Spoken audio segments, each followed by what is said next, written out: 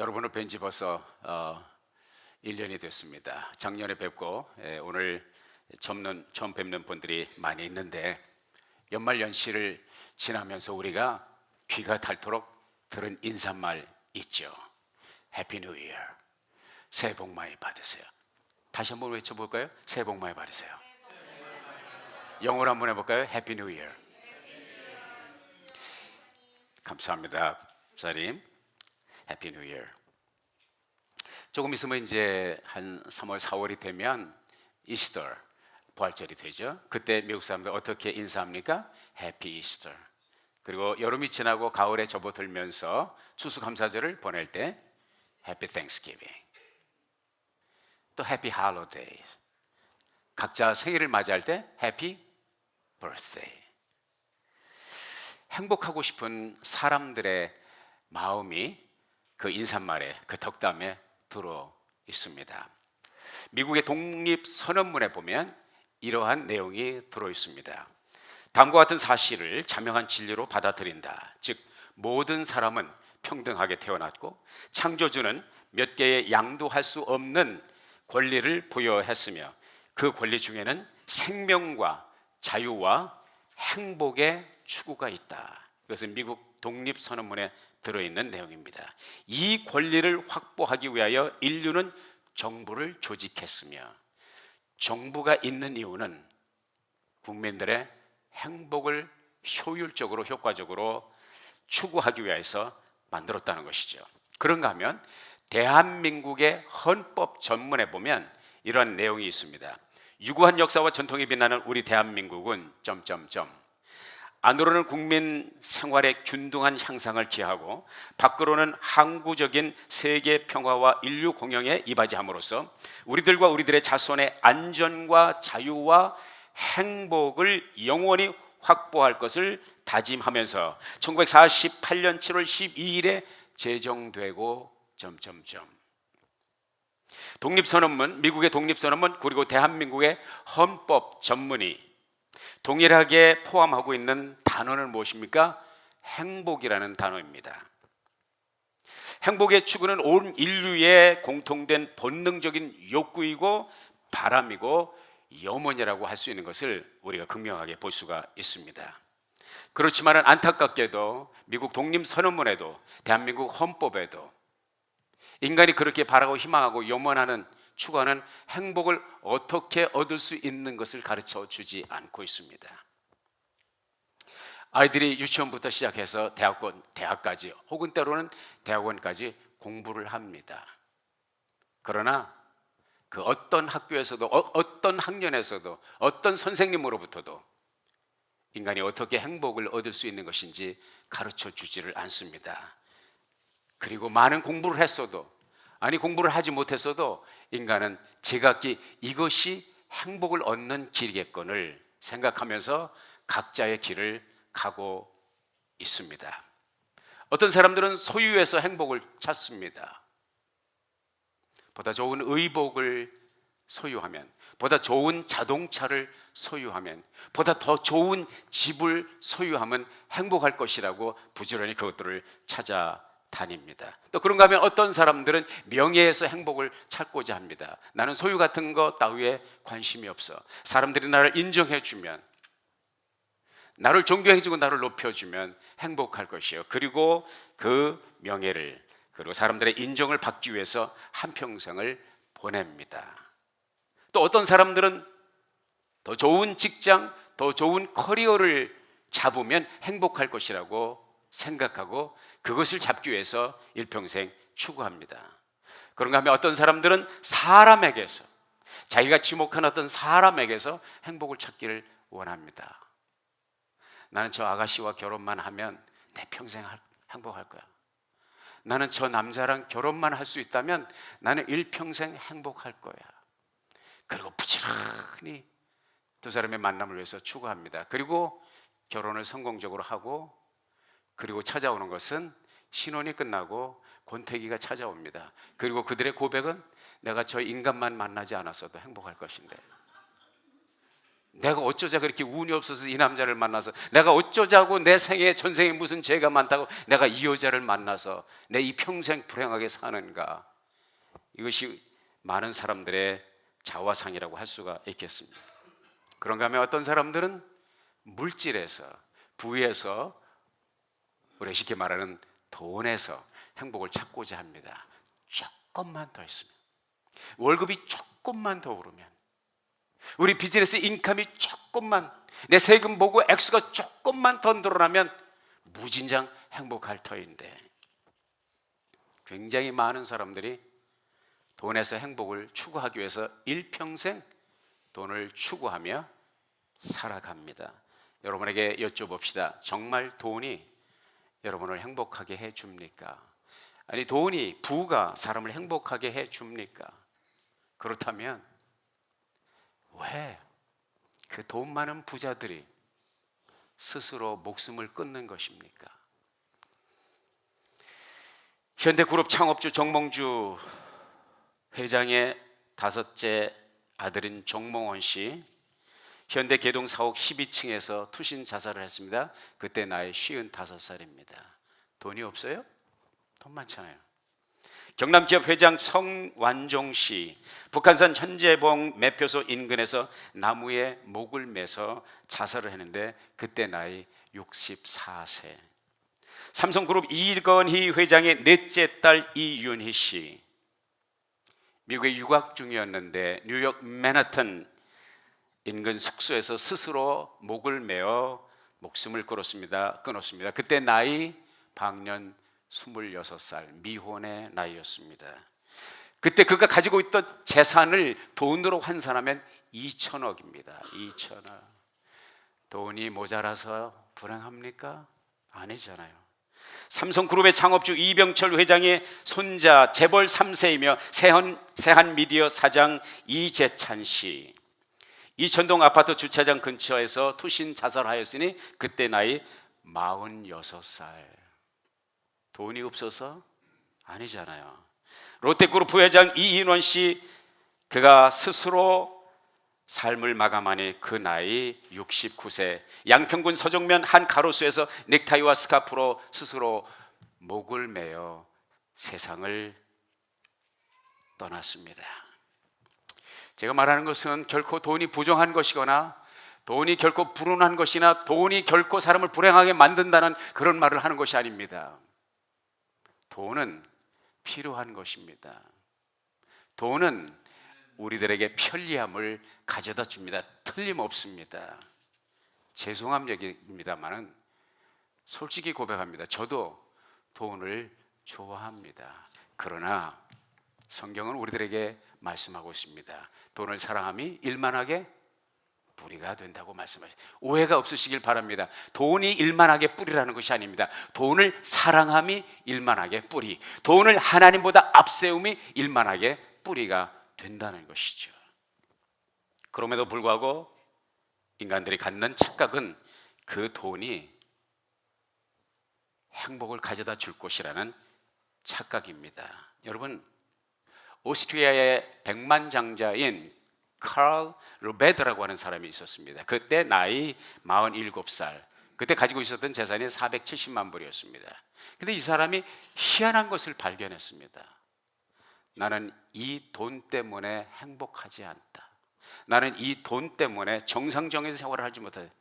모든 것이 호화롭고 사치스러운 삶을 구가하면서 거기서 행복을 찾지 못하고 그가 발견한 것이 내가 이 돈 때문에 정상적이고 행복한 생활을 영위하지 못한다는 것을 깨닫고 결단하고 모든 재산을 정리하여 어려운 가난한 사람들, 필요한 사람들을 돕는 자선기관에 기부를 하고 가난한 자 보통 평민의 자리에 내려와서 자기는 행복하다고 말을 합니다. 이와 같이 사람들은 제각기 이것이 행복이겠거니, 이것이 행복의 길이거니 착각 속에서 한평생을 허비하지만 아무도 나와 여러분들에게 행복의 길을 가르쳐 주지 못하지만 오늘 본문 말씀에 보니까 성경은 분명하게 우리들에게 그 행복의 길을 가르쳐 주고 있으니 본문 1장 1절에 시편 1편 1절에서 복 있는 사람은, 같이 봅시다. 복 있는 사람은 Blessed are the ones, blessed. 여기서 이제 그만하셔도 돼. 여기서 복 있는 사람 할 때 복은 뭐냐? 요건 따라서 하실 때 히브리어로 같이 해봅시다. 에쉐르. 에쉐르라고 하는 히브리어의 뜻은 영어로 직역을 하면 happiness입니다. happiness 혹은 blessedness, 복됨, 행복함. 우리가 보통 happy, I'm happy, you're happy, everybody's happy 그러지만은 그 해피의 차원을 뛰어넘는 복을 함축하고 있는 단어가 복 있는 사람은 이렇게 말씀하고 있습니다. 성경은 우리들에게 아무도 가르쳐 주고 있지 않는 복을 향하여, 해피네스, 행복을 향하여 가는 길이 무엇인지 우리들에게 가르쳐 주고 있는데, 본문 말씀에서 한 가지 또 여러분들에게 말씀드린 것은 시편은 150편으로 되어 있고요, 수많은 성도들의 신앙 고백과 그리고 닥트린 교리와 또 하나님이 보시는 하나님의 영적 인사이트가 있는데요, 그 첫 관문을 열면서 시편 1편을 가르쳐주고 있는데, 시편 1편의 내용은 시편 150편 전체, 아니 성경 전체가 말씀하고 있는 내용을 함축해서 우리들에게 전하고 있다고 생각합니다. 복 있는 사람은 어떤 사람이냐, 두 가지 차원에서 말씀을 해주고 있어요. 하나는 소극적인 차원, 또 하나는 적극적인 차원에서 말씀을 해주고 있는데요, 소극적인 차원에서는 세 가지를 향하여 노라고 말할 수 있어야 된다. 세 가지 하지 말아야 될 것이 있다는 거예요. 첫째는 무엇이냐? 악인의 꾀를 쫓지 아니하며. Does not walk in the counsel of the wicked. 악인의 카운슬, 악인의 아이디어, 악인의 가치관, 악인의 생각 속에서 삶을 경영하거나 걸어가지 않는다는 거예요. 여러분, 우리가 행복하려면요, 악인의 꾀를 쫓지 말아야 됩니다. 인간의 불행, 인생의 불행, 인류의 불행은 어디에서 시작되느냐? 악인의 꾀를 쫓았기 때문입니다. The wicked one, 악인의 대명사인, 악인의 시조인 마귀의 꾀를 따랐기 때문에 인간에게 원초적으로 불행이 들어온 거죠. 우리 조상 아담과 하와가 에덴 동산에서 인간이 거할 수 있는, 인간이 추구할 수 있는 행복의 최고 정점이며 가장 아름답고 가장 완벽한 환경인 에덴 동산에서 쫓겨나 불행한 삶을 살아갈 수밖에 없었던 것은 그 에덴 동산에서 악인의 꾀, 악한 원수마귀의 꾀, 악한 원수마귀의 생각, 그 생각을 따라갔기 때문이죠. 악인의 꾀. 요한복음 13장 2절에 보면 예수님과 제자들이 마지막 만찬을 할 때 성경은 그렇게 말씀해 주고 있는데, 이미 마귀가 유다에게 예수를 팔 생각을 넣었더니, 가룟 유다가 갑자기 예수님을 팔아먹은 것이 아닙니다. 악인의 꾀가 들어온 것입니다. 악인의 꾀, 마귀가 유다에게 예수를 팔 생각을 넣었더니, 모든 악의, 모든 불행의 시작은 생각입니다. 아멘. 악한 생각을 품으면 악한 길을 가게 되는 것입니다. 악인의 꾀를 쫓지 아니하며. 우리가 우리 인생에서 잘못된 판단, 잘못된 길을 걸어가는 것은 다 어디에서 시작됩니까? 잘못된 생각에서. 그리고 그 잘못된 생각의 뿌리는 어디입니까? 마귀로부터 오는 것입니다. 우리 조상이 그랬고, 우리 믿음의 선열들이 그랬고, 우리가 가는 길에 우리를 파괴시키기 위한 마귀의 작전은 악한 생각을 우리의 머릿속에 넣는 것이죠. 그래서 예수님께서 뭐라고 말씀하셨습니까? 간음하지 말라 하는 것을 너희가 들었지만 나는 너에게 이르노니 여인을 보고 음욕을 품는 자마다 이미 간음하였느니라. 생각을 차단하지 못하면 이미 그 길에 빠져들게 되어 지배를 받게 되어 있다는 것이죠. 살인하지 말라 하는 것을 너희가 들었으나 나는 너에게 이르노니 형제를 미워하는 자마다 이미 살인하였느니라. 살인은 어디에서 옵니까? 생각에서 옵니다. 무슨 생각? 증오, 미움의 생각에서. 탐심은 물리치라. 탐심은 우상숭배니라. 왜 도적질을 합니까? 시작은 탐심의 생각입니다. 왜 사기를 칩니까? 다 생각에서. 그래서 탐심은 우상숭배라고 말씀하셨습니다. 저와 여러분이 신앙생활에 2019년도를 열어가면서 금년 한 해 우리 영적인 전투를 할 때 마귀가 우리에게 악한 생각, 악한 꾀를 넣을 때 그때 차단할 수 있기를 주의 이름으로 부탁드립니다. 두 번째, 죄인의 길에 서지 아니하며, 하지 말아야 될 두 번째, 죄인의 길에 서지 아니하며 악한 꾀에 정복되면 그 다음에는 그 길을 걷게 되어 있습니다. 죄인은 점진적으로 진행되게 되어 있습니다. 여러분, 우리가 보통 그런 말을 하잖아요. 출세하려면 뭐를 잘 서야 된다? 줄을 잘 서야 된다. 복을 받으려면 줄을 잘 서야 돼. 아멘. 아름다운 교회를 출입하는 여러분은 줄을 잘 선 줄로 믿습니다. 왜? 주님이 여기에 계시니까. 할렐루야. 옆에 있는 분에게 말씀하십시오. 당신도 줄 잘 섰어요. 왜 그런지 아십니까? 당신 옆에 내가 있기 때문입니다. 줄을 잘 서야 되는데 우리는 예수님 뒤에 서면 됩니다. 아멘. 사람이 아니고 이봉화 목사도 아니고 주님 뒤에 서면 됩니다. 죄인의 길에 서지 아니하며 주님의 길에 설 때에 여러분의 삶이 복되고 형통하게 될 줄로 믿습니다. 마지막으로 오만한 자의 자리에 앉지 않냐고. 오만한 자, 영어로 marker라고 하는 것은, markers라고 하는 것은 뭐냐면 하나님을 믿지 않고 신뢰하지 않고 무신론자일 뿐만 아니라 하나님을 짓밟는 사람, 하나님의 이름을 짓밟고 하나님께 속한 것을 짓밟고 교회를 짓밟고 하나님의 사람들을 짓밟고, 이런 사람은 오만한 자의, 양심의 화인 맞은 단계로 가는 사람들, 이런 자리에 앉지 않냐고. 자, 악인의 꾀, 죄인의 길, 오만한 자의 자리, 무엇을 말합니까? 악한 생각, 사단의 꾀를 우리가 정복하지 못하면 결국은 우리를 어디로? 멸망의 길로, 지옥의 길로, 심판의 길로 이끈다는 사실, 이것을 철저히 차단하기 위해서 악인의 길에 섰다면 도망가야 될 것, 오만한 자의 자리에 앉아 있다면 불난집을 뛰쳐나오듯이 도망가야 될 것이고, 잘못된 길에 섰다면 거기서도 탈출해야 될 것이고, 악한 꾀, 악한 자의 꾀가 들어온다면 차단할 수 있는 여러분 되시기를 예수의 이름으로 축원합니다. 그게 이제 소극적인 차원에서 하지 말아야 될 것. 그럼 적극적인 차원에서 어떻게 해야 될 것이냐? 오직 여호와의 율법을 즐거워하여. 여호와의 율법은 무엇입니까? 하나님의 말씀이죠. 왜 우리가 성경 일독을 권장합니까? 심심해서 아니에요. 하나님의 말씀이 우리에게 복이 되기 때문입니다. 하나님의 말씀이 우리들에게 행복의 길을 가르쳐 주기 때문입니다.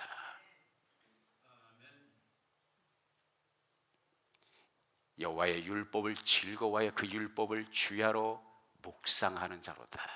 하나님의 말씀을 즐거워할 뿐만 아니라 하나님의 말씀을 주야로 묵상한다는 것은 무엇입니까? 소가 먹은 것을 다시 되새김질하는 것 같은 거예요. 그러니까 여러분이 하나님의 말씀을 먹으려면 말씀을 받잖아요. 말씀을 읽든지 말씀을 듣든지 말씀을 보든지, 그 다음에는 묵상이 필요해. 되새김질이 필요해. 계속 그 말씀을 생각하고 반추하는 것입니다. 성경에 보면 요즘 우리가 이제 특세 하잖아요. 신년 특별 새벽 기도 하잖아요. 주제는 형통이에요. 그 형통이라고 하는 단어의 차원은 시편 1편에 있는 것과 일치되는 것입니다. 복 있는 자의 길, 행복자의 길을 말합니다. 창세기부터 성경에 보면 요한계시록까지 형통의 길, 축복자의 길을 말씀해 주고 있는데, 새벽마다 우리가 형통이라고 하는 단어를 생각하고 있어요. 너무너무 좋습니다. 하나님께서 나와 여러분들을 향한 하나님의 절치부심, 하나님의 소원은 여러분이 형통하기를 하나님은 원하십니다.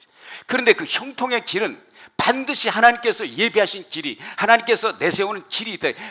누구나 형통하기를 원한다고 다 형통한 길을 가는 것이 아니라는 거예요. 형통한 길이 있다는 거예요.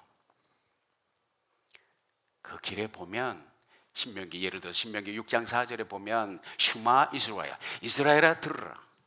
우리 하나님 여호와는 오직 하나인 여호와시니 너는 마음을 다하고 성품을 다하고 힘을 다하여 주 너의 하나님을 사랑하고.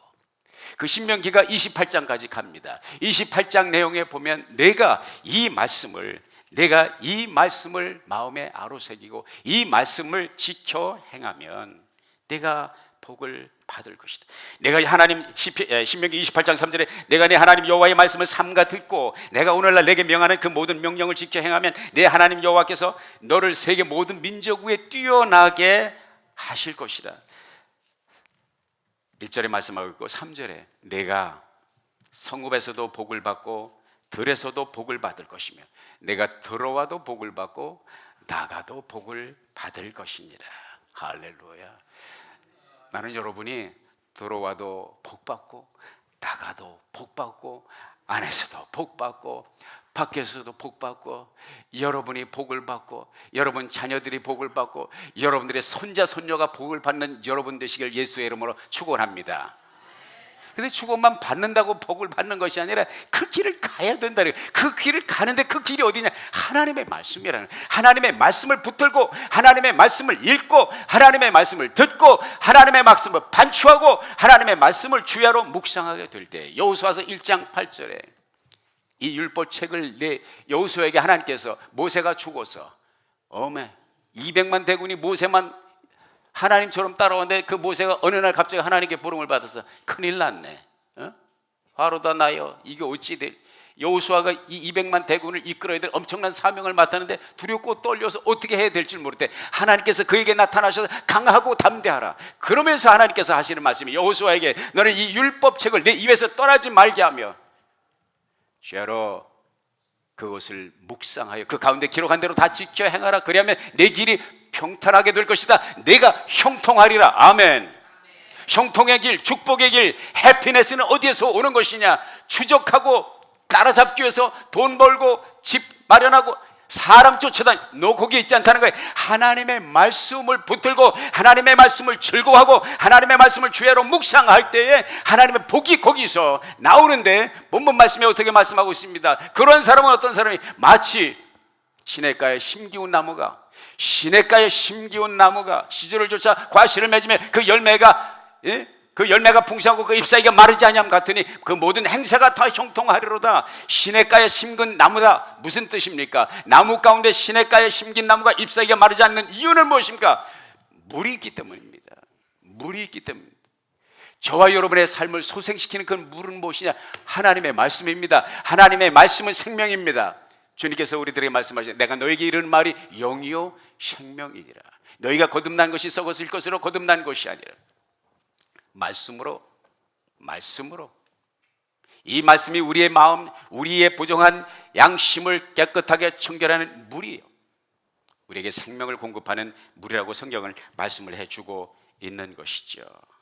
사랑하는 여러분, 금년 한 해 우리가 성경 일독을 추구하고 있어요. 성경은 신구약 전부 66권인데 1189장으로 되어 있습니다. 1189장을 365일로 나눠보니까 3.26이 나와요. 3.26이 나오는데 그러니까 하루에 3.26장을 읽으면 1년 365일 동안 한 번 읽을 수 있어요. 우리 조금 보태서 4장 읽자고요. 하루에 4장 읽으면 10월 말이면 다 끝납니다. 할렐루야. 우리 아름다운 교회 출입하는 여러분들이 10월 말까지 늦어도 12월 말까지 성경 일독할 수 있기를 예수의 이름으로 도전합니다. 한 가지 더 추가한다고 그랬죠. 말씀을 외우기, 성경 요절 암송. 여러분이 다 바쁘시니까 스케줄이 바쁘잖아요. 이 목사만 바쁜 게 아니라 여러분 다 바쁘잖아요.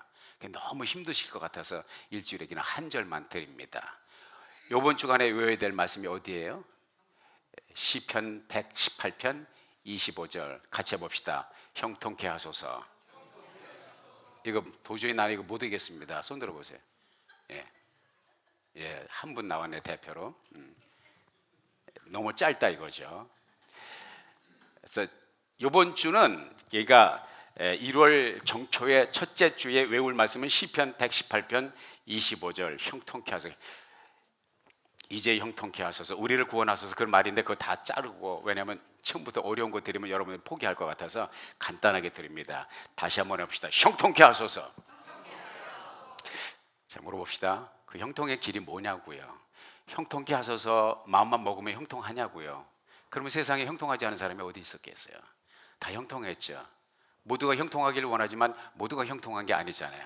어떤 자가 형통하여 오늘 말씀해 주시잖아요. 복 있는 사람은 악인의 길을 쫓지 아니하며 죄인의 길에 서지 아니하며 오만한 자의 자리에 앉지 아니하고 오직 여호와의 율법을 즐거워하여 그 율법을 주야로 묵상하는다. 주야로 묵상하려면 낮에 묵상하면 보고 하는데 밤에 자면서 묵상하려면 불을 꺼놓고 어떻게 묵상합니까? 외워야 묵상이 가능합니다. 그래서 일주일에 한 절만 외우면 1년이면 52개 구절, 2주는 휴가를 드린다고 그랬잖아요. 50절 외우면요, 이 50절만 외우고 있어야 돼. 아니 50절만 여러분 외우고 있어 봐요. 엄청난 파워풀한 묵상이 시작됩니다. 그리고 여러분의 삶의 변화를 체험하게 될 것입니다. 왜냐하면 하나님의 말씀은 살아있고 운동력에 있어 좌우에 나선 어떤 검보다도 예리하여 관절과 혼과 관절과 골수와 모든 것을 살핀다고 말씀하고 있습니다. 다시 말해서 이 하나님의 말씀이 성공의 길을 극명하게, 분명하게, 클리어하게 보여주고 있어요. 왜 그런지 아십니까? 자동차마다 자동차 딜러에서 살 때 뭘 주죠? 책자. 그걸 뭐라 그러죠? 매뉴얼을 주죠. 세탁기 사면 세탁기 어떻게 오퍼레이트 하는지 매뉴얼을 주잖아요. 자동차 사면 자동차를 어떻게 운행할 것인지 매뉴얼을 주잖아요. 그 매뉴얼은 누가 썼습니까? 그 차를 만든 사람이 썼습니다. 인간을 지으신 분이 누구예요? 하나님이. 그 하나님이 인간의 삶을 어떻게 영육해야 될지, 어떻게 우리 인생을 오퍼레이트 할지를 매뉴얼을 주셨는데 그 매뉴얼이 이거예요. 1189장 66권 신구약의 말씀이니 이 말씀을 알아야 우리 인생을 제대로 오퍼레이션 한다. 그래야 형통하고 그래야 복을 받고 그래야 우리가 행복할 수 있다는 거예요. 할렐루야. 형통하시기 바랍니다. 정말 복 받으시길 바랍니다. 복 있는 사람의 길을 여러분들 앞에 클리어하게 하나님께 가르쳐 주셨습니다. 복된 한 해, 행복한 한 해, 행복한 일생 살아가시기를 예수의 이름으로 축원합니다. 기도하겠습니다. 아버지 하나님, 주께서 우리들에게 주신 말씀 육비에 아로새기고 형통한 자의 길, 복 있는 사람의 길을 걸어가도록 인도하여 주시옵소서. 저는 시냇가에 심은 나무가 시절을 쫓아 열매를 맺으며 그 잎사귀가 마르지 아니함 같으니 그 행사가 다 형통하리로다. 예수님의 이름으로 기도했습니다.